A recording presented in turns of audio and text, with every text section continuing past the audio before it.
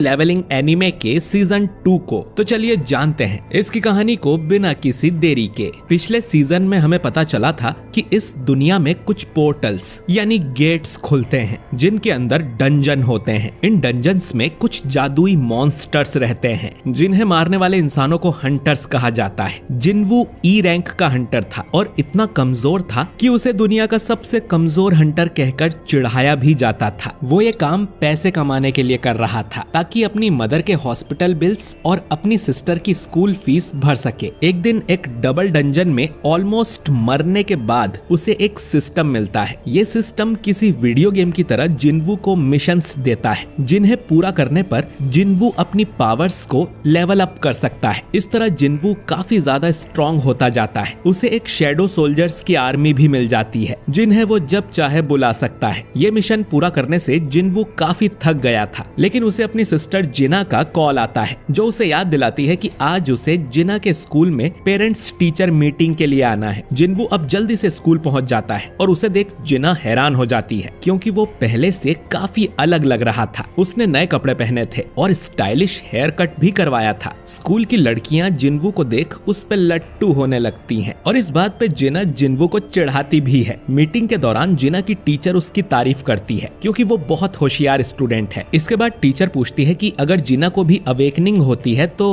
क्या जिन्वू उसे हंटर बनने देगा, जिस पर जिन्वू साफ मना कर देता है क्योंकि हंटर वाले काम में बहुत खतरा होता है। ये सुन टीचर खुश होती है और उसे जिना की फ्रेंड सोंगयी के बारे में बताती है जो कि हंटर बनने की जिद पर अड़ी हुई है। बाद में जिन्वू सोंगयी से जाके मिलता है जिसे अब जाके पता चलता है कि जिन्वू जिना का ब्रदर है। जिन्वू सोंगयी को समझाने आता है लेकिन वो कहती है कि वो हंटर वाला काम कभी नहीं छोड़ेगी। ये सुन जिन्वू अब उसे अपने साथ चलने को कहता है। दूसरी तरफ हम हुआंग डोंगसू को देखते हैं जो कि अमेरिका से यहाँ कोरिया आ गया था। डोंगसू एक एस रैंक का हंटर है। हंटर एसोसिएशन का मैनेजर जिनचुल उसे लेने जाता है। जिनचुल को पता था कि डोंगसू यहाँ क्या करने आया है। डोंगसू यहाँ पर अपने भाई की डेथ का बदला लेने आया था जिसके लिए वो जिन्वू और जिन्हो को ढूंढेगा और उन्हें मार देगा। डोंगसू जिनचुल को सीधा धमकी भी देता है कि किसी में हिम्मत है तो उसे रोक के दिखाए। हंटर गिल्ड के हेडक्वार्टर्स में हम चोई और गनही को देखते हैं। चोई ने जेजू आइलैंड पर अपनी तीसरी रेड करवाई थी और रेड के दौरान उन्हें पता चला कि वहाँ जो एंट मॉन्स्टर है उन्हें पंख आने शुरू हो गए हैं। अगर वो उड़ना सीख गए तो बहुत खतरे की बात होगी क्योंकि फिर वो आइलैंड छोड़कर कहीं भी जा सकते हैं। इसके बाद हम एक सी रैंक के गेट को देखते हैं जहाँ जिन्वू सोंगयी को लेकर आता है। जिन्वू ने मिस्टर आन से इस गेट में जाने की परमिशन ले ली थी। जिन्वू को लग रहा था कि जब सोंगयी गेट के अंदर खतरनाक मॉन्स्टर को देखेगी तो खुद ही हंटर बनने का ख्याल छोड़ देगी, लेकिन सोंगयी को लग रहा था कि जिन्वू उसे यहाँ पर ट्रेनिंग करवाने के लिए लाया है। ये गेट असल में नए हंटर्स की प्रैक्टिस के लिए ही था। यहाँ पर किम नाम का एक ए रैंक हंटर भी था जो कि एक टैंक है और इस टीम का लीडर है। वो जिन्वू और सोंगयी जैसे छोटी रैंक वालों को देखकर गुस्सा करता है और सोचता है कि मिशन में ये दोनों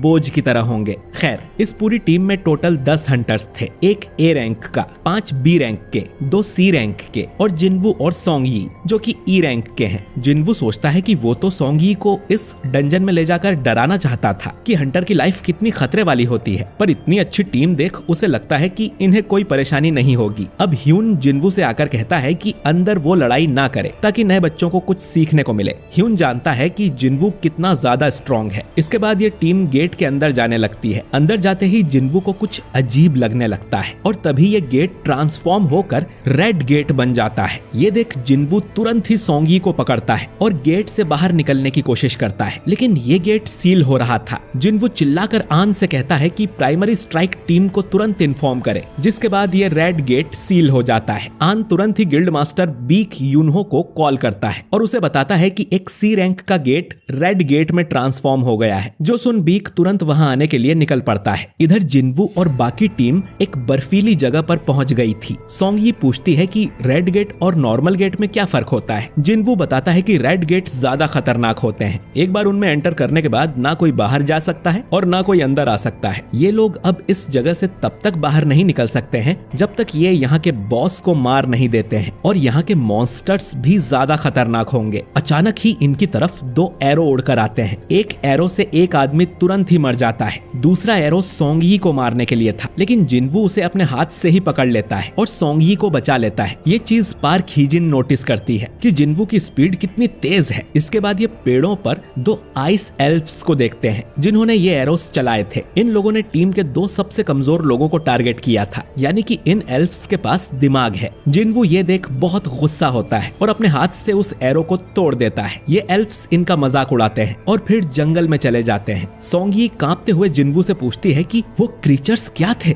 जिन्वू बताता है कि उन्हें आइस एल्फ्स या आइस स्लेयर्स भी कहा जाता है और वो बहुत बुरे होते हैं। किम अब बोलता है कि बाहरी दुनिया से हमें कोई सपोर्ट नहीं मिलने वाला है और यहाँ हमारा सामना बी रैंक या उससे ऊपर के मॉन्स्टर से होगा। तो अगर जिंदा रहना चाहते हो तो मेरा ऑर्डर मानो, क्योंकि उन सब में वो सबसे हाई रैंक का है। किम कहता है कि उन्हें 2 ग्रुप्स बनाने चाहिए। उसका ग्रुप गेट खोलने का कोई रास्ता ढूंढेगा और बॉस को जाके मारेगा। वो सभी स्ट्रॉन्ग हंटर्स को अपनी टीम में ले लेता है और जो लोग कमजोर थे उन्हें मना कर देता है। उसे बस हाई रैंक वालों से मतलब था। बाहर का 1 घंटा यहाँ के 1 दिन के बराबर होता है, तो हो सकता है कि इन्हें कई दिनों तक यहाँ रहना पड़े। तो कमजोरों को अपने साथ रखने से इनका टाइम ही वेस्ट होगा, तो ये लोग अपना देख लें। अब बी रैंक वाली हीजिन कहती है कि वो कमजोर टीम को ज्वाइन करना चाहती है। किम इसके लिए मान जाता है और मन में सोचता है कि ये कितनी बड़ी बेवकूफ है। हीजिन अब जिन्वू के पास जाकर कहती है कि उन एरोस को किसी ने आते हुए भी नहीं देखा था सिवाय जिन्वू के, तो तुम ई रैंक के तो नहीं हो, है ना? जिन्वू कुछ नहीं बोलता और हीजिन मन में सोचती है कि ये जरूर ए या उससे ऊपर की रैंक का होगा। किम अब अपनी टीम को लेकर चला जाता है और जिन्वू अपनी टीम के साथ दूसरी तरफ जाने लगता है। किम की टीम पेड़ों पर बने पंजों के निशान देखती है जो कि किसी भालू के पंजे थे। किम सोचता है कि जिन्वू की टीम तो जरूर जल्दी मर जाएगी। फिर उसे याद आता है कि वो तो सिर्फ ई रैंक का है, फिर भी वो उनका लीडर लग रहा था। तभी जंगल में से 3 भालू निकल कर आते हैं और इन पे अटैक कर देते हैं, पर किम आराम से एक भालू को मार देता है और बाकियों से भी लड़ने लगता है। दूसरी तरफ जिन्वू की टीम भी भालू के पंजे नोटिस करती है। हीजिन कहती है कि ये इलाका भालुओं का है, हमें यहाँ से वापस चलना चाहिए, लेकिन जिन्वू कहता है कि हमें इसी इलाके में रहना चाहिए। अगर ये भालू का इलाका है तो यहाँ वो आइस एल्फ्स नहीं होंगे जो कि इंटेलिजेंट हैं, तो उनसे लड़ने से तो अच्छा है हम भालू से लड़ लें। भालू से ज्यादा खतरा तो जिन्वू को ठंड से लग रहा था। वो अपनी इन्वेंट्री में हाथ डाल के उसमें से 4 कोट्स निकाल लेता है ताकि इन्हें ठंड न लगे। सब लोग पूछने लगते हैं कि उसने ये जादू कैसे किया। सोंगी भी पूछती है कि आखिर तुम हो कौन।